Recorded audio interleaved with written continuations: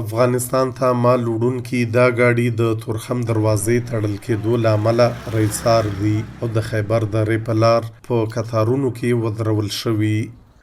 یو خو موږ ډریوران یو، ګاډي خپل نه دي، ډریوران یو، تنخواګان هم دي. زموږ خو چې دا لاړ او راشو دغه ټریپ ته هم سترګي چې زه دغه ټریپ هم دغه شي او دوړې تونه به په کور ته ویسو او بچو له به یو ښه دغه وشي پیره زموږ څومره زر وشي نو هغومره موږ خوشحاله ګو.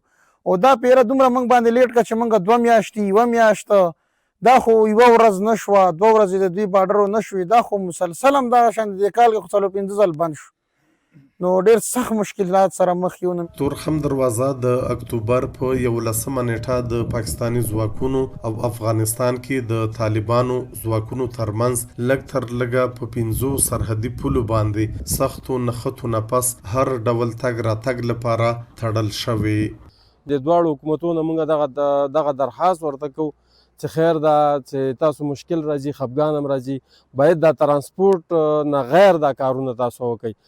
ترانسپورټ ګاډي ودرېږي، دا ټیرونه خرابېږي، موږ لارۍ په کشتو اخیستې تنخواګانې دي، په ایمان چې دومره مشکل دی. اوس اوبه نشته دلته چې اودسونه پرې وکړو، د څښلو اوبه نشته، روټۍ نشته، مسکلارې دغه ګاډو سوري پراته وي ته خپله یینې. په تورخم کې د کسټم او امیګریشن دفترونه بند دي او چاته پرې د تګ راتګ اجازه نه ورکول کیږي. پاکستاني او طالب ځواکونو په سرحدي پولو باندې سره سپکې او درنې وسلې کارولي او یو بل ته مرګ ژوبله اړولې. فرهاد شینواری، مشال ریډیو، خیبر.